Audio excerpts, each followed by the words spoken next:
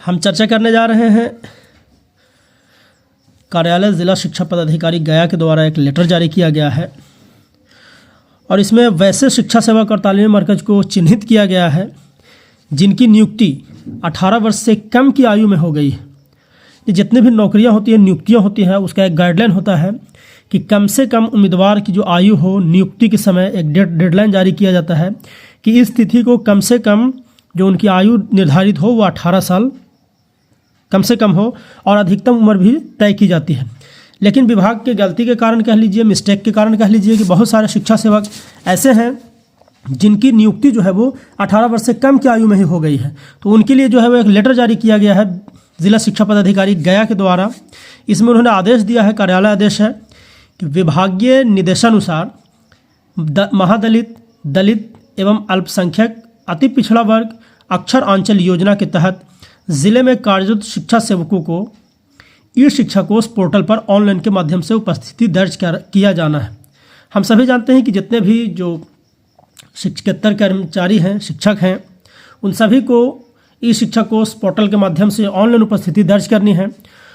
और पिछले 1 महीने पहले, 1.5 महीने पहले शिक्षा सेवक और तालीमी मरकज़ के लिए भी ये जो व्यवस्था है उसको लागू कर दी गई है और वो लोग भी जो है वो HM की स्कूल ID से जो है वो अपनी उपस्थिति इस शिक्षा कोष ऐप के माध्यम से दर्ज कर रहे हैं प्रतिदिन।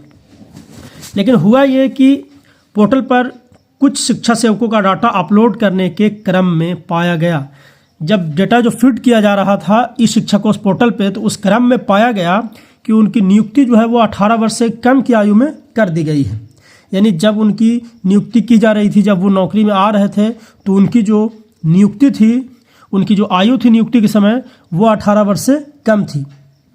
अब इसमें उन्होंने जो है ऐसा जो है वो प्रथम दृष्टया जो है वो अभी हुआ है। अब इस पर जो है विभागीय जांच जो है वो गठित की जाएगी और इसकी पूरे जो है वो प्रोसीजर, जितने भी जो नियुक्ति के समय जो कुछ भी रजिस्टर थे, सिग्नेचर थे, जितने तरह के कागजात थे, वो सब की मांग की गई। हम देखते हैं इसमें जो है वो कितने शिक्षकों को, कितने ई शिक्षा सेवकों को जो है वो चिन्हित किया गया है, उनका लिस्ट भी है।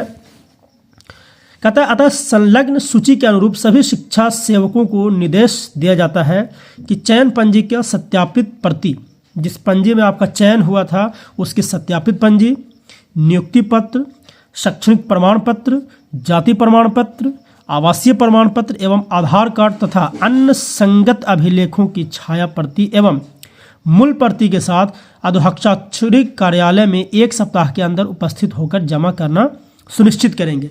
यानी जब आपकी नियुक्ति हुई थी उस समय जो पंजी तैयार की गई थी, चयन पंजी जो होता था प्रोसीडिंग के लिए, वो चयन पंजी की सत्यापित प्रति एक कॉपी आप निकालेंगे और वहाँ के जो प्रभारी होंगे, HM होंगे या फिर जो चयन समिति के सदस्य होंगे, उनसे आप सत्यापित कराएंगे। नियुक्ति पत्र, शैक्षणिक प्रमाण पत्र, जाति प्रमाण पत्र, आवासीय प्रमाण पत्र एवं आधार कार्ड तथा संगत अभिलेखों की छाया प्रति एवं मूल प्रति के साथ अधोहस्ताक्षरी कार्यालय में 1 सप्ताह के अंदर उपस्थित होना सुनिश्चित करेंगे।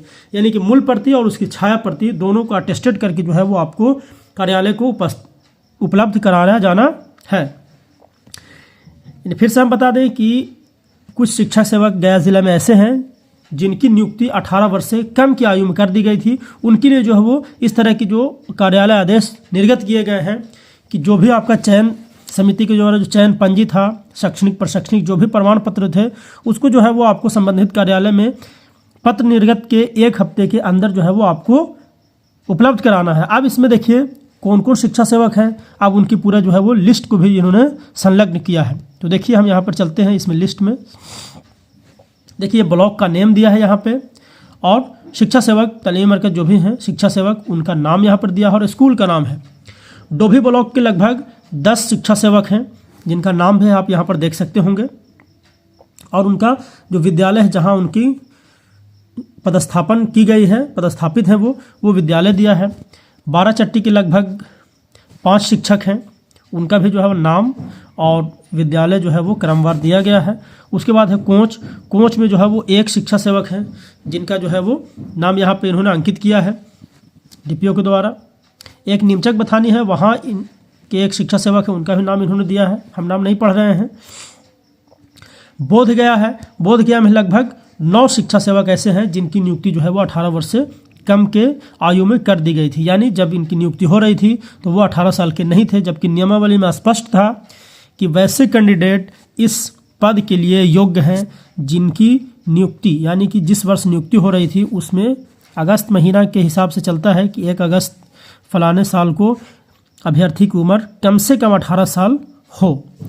तो ये भी जो है वो बोधगया में ये 9 शिक्षा सेवक ऐसे हैं जिनकी नियुक्ति जो है वो 18 वर्ष से कम की आयु में कर दी गई है। आप देखिए इसमें शेरघाटी में 2 हैं। शेरघाटी में भी 2 शिक्षा सेवक ऐसे हैं जिनकी आयु है वो 18 वर्ष से कम थी और इनका जो चयन जो है वो कर लिया गया था। उसके बाद है बेलागंज में 1 शिक्षा सेवक है जिनकी भी चयन जो है वो 18 वर्ष से कम की आयु में की गई थी। उसके बाद कहता है खिजरसराय में 2 शिक्षक हैं, उनकी भी जो है वो नियुक्ति 18 वर्ष से कम की आयु में की गई थी। उसके बाद है नगर प्रखंड में 1 हैं। उसके बाद है टेकारी में 1 शिक्षा सेवक हैं। आमस में 1 शिक्षा सेवक हैं। उसके बाद कहता है बांके बाजार में 5 शिक्षा सेवक हैं जिसकी नियुक्ति 18 वर्ष से कम की आयु में की गई थी। उसके बाद कहता है वजीरगंज में 2 शिक्षा सेवक ऐसे हैं जिनकी भी नियुक्ति जो है वो 18 वर्ष से कम की आयु में की गई थी। यानी जब नियुक्ति हो रही थी तो उनकी जो है वो आयु जो थी वो 18 वर्ष से कम थी। उसके बाद है गुरुआ में 4 शिक्षा सेवक हैं। गुरुआ में लगभग 7 शिक्षा सेवक हैं। गुरारू में 7 हैं। मानपुर में देखिए 2 शिक्षा सेवक हैं। टनकुप्पा में 4 शिक्षा सेवक हैं। और यहाँ पे डेट है वो 26/11/2024 का लेटर जो है वो जारी किया गया है। आप देख रहे हैं यहाँ साफ इन्होंने कार्यालय आदेश जारी करके कहा है कि वैसे शिक्षा सेवक जिनकी नियुक्ति 18 वर्ष से कम हुई, क्योंकि इनका जो डेटा था वो ई शिक्षा कोष पोर्टल पे फिट किया जा रहा था। फिट करने के दौरान में जब इनकी जांच हुई डेट ऑफ बर्थ से, जैसे ही आप फिट करते हैं डाटा एंट्री को तो वो वहाँ पे समझ में आना शुरू हो जाता है। इस तरह से सॉफ्टवेयर का डिज़ाइन किया हुआ है।